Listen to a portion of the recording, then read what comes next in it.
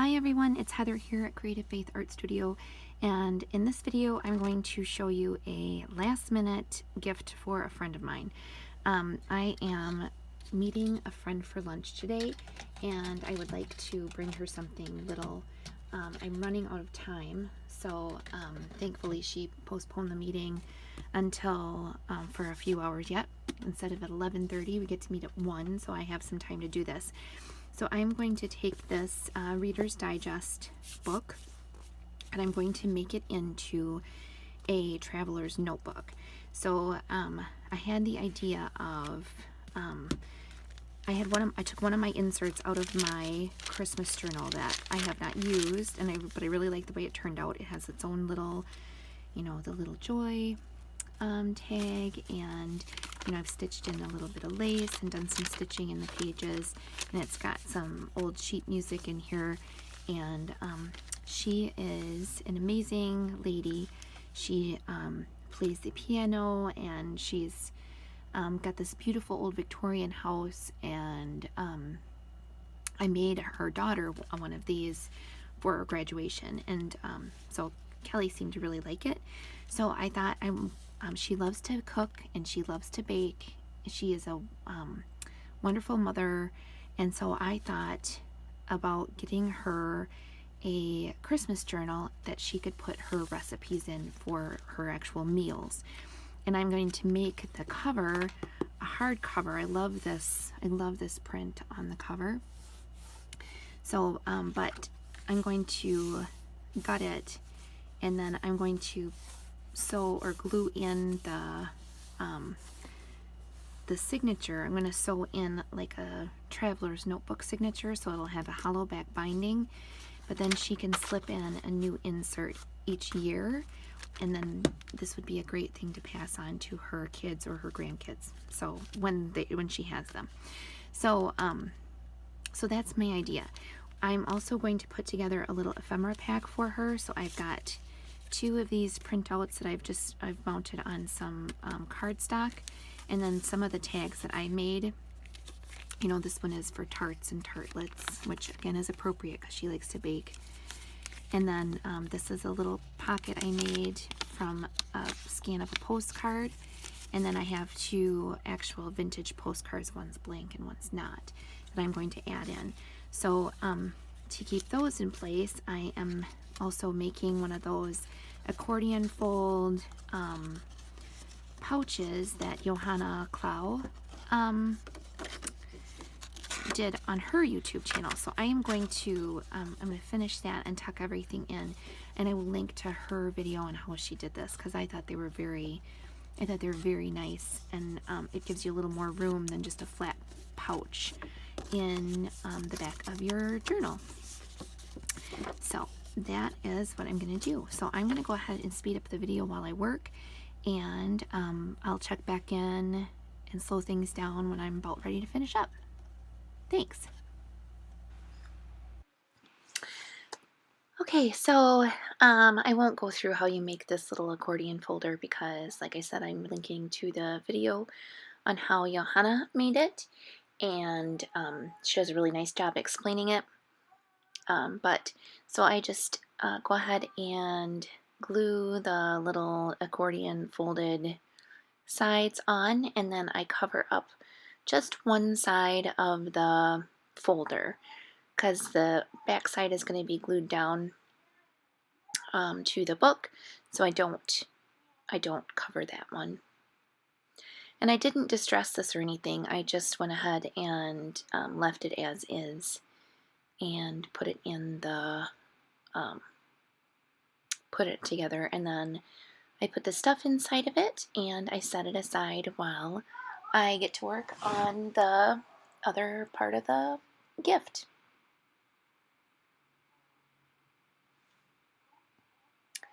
So here I am gutting the book. So I'm cutting down the end papers very carefully so I don't cut through the spine. You just want to cut that paper, the very edges of the paper. And then I was going to use the bottom of that soda can box, but it's not quite big enough. So I dig through and find a few other things. I use a little burlap to reinforce the spine. I know a lot of people use, is it Tyvek tape? But I don't have any. So I thought burlap would be a good solution. I have some ribbon right, that burlap ribbon right next to me that I use a lot in my journals. And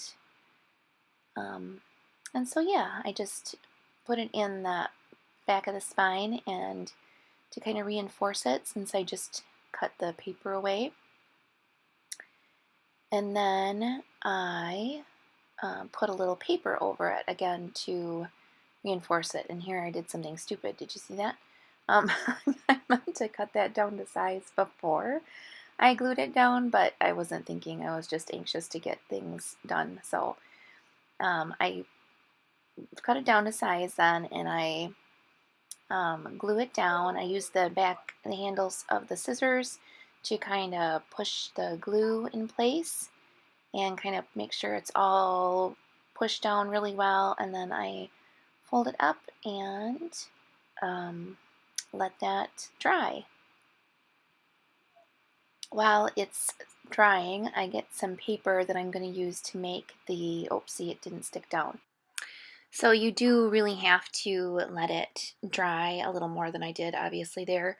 You want to bend it a little bit to make sure it doesn't crack or tear, and it kind of bends with the book, but at the same time you do have to let it dry some so it gets a nice seal. So now I decide to go ahead and get the lace on the back.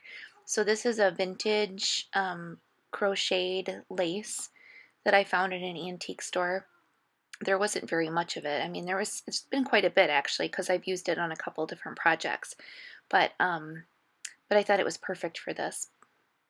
So I just cover up the Reader's Digest spine. I really like the cover. I think the pattern on it is lovely, and so I don't want to cover up the book. So I just go ahead and glue that down, and then I cut this dark green paper down to size because I'm going to use that to make the actual spine that I attach the signature to. So the little piece of cardboard that I was going to use isn't quite big enough. It's not long enough. So I grab an Apple Jacks box that I happen to have right next to me, and I cut this down to the size of the back of the book. Now with this, what I did was I cut it the width of the spine, and I should not have done that. I should have cut it narrower than the spine, because you'll see towards the end what happens to it. Not that it was a huge deal. It was definitely not that big of a deal, but it would have turned out nicer if I would have cut it just a little bit narrower. So thinking even like 1/8 of an inch to 1/4 of an inch narrower than what I did. But once it was done, it didn't, it was too late. So that's one thing I would change. But here I am. I'm going to use that burlap again, and I'm going to again reinforce that. So when I put the elastic through, it's nice and strong. It's a strong spine. And then I use the crocodile to poke the holes in it for the eyelets. And then I did the eyelets off camera because they,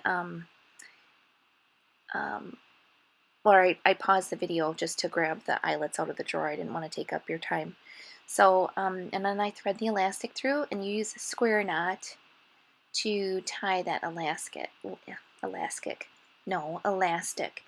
So, if you don't know what a square knot is, you can look it up. It's just like tying a double knot, but you got to do it a certain way so it makes a certain kind of knot, and then it doesn't come undone. I also happened to take this upstairs, and I burned the end of the elastic so it doesn't unravel. So those are a couple things I did off camera. And then here I get a big eyelet. I used my awl to poke a hole in the spine of the cover, and then I put an eyelet in to clean up the edges and get that ready for the elastic to go through. And I wanted to decorate it a little bit with some beads, so I have those blue beads on there, and I thought there was some silver spacers, but there's not. So I grab a red one, found a jingle bell, and one of those little word charms that says Noel on it. And then I get those strung on the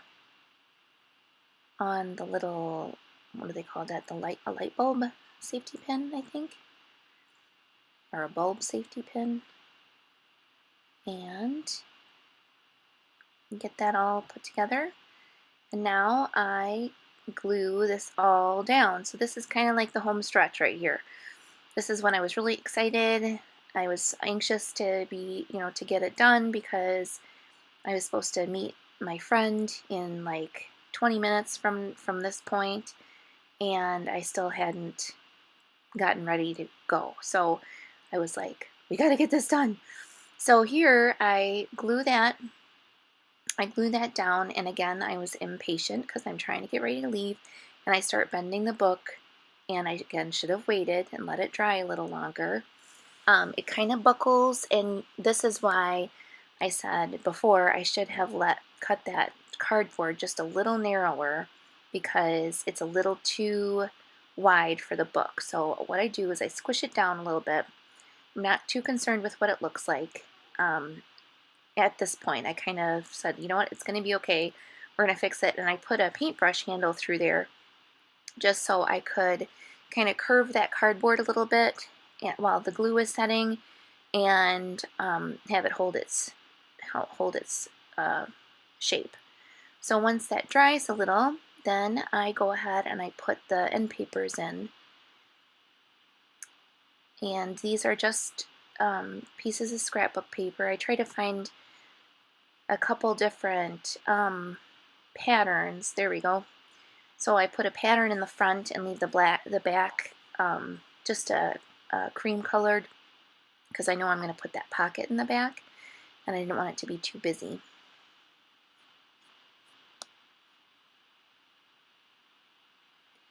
And then I use the front one to cut the back one down to size, and I glue those in place.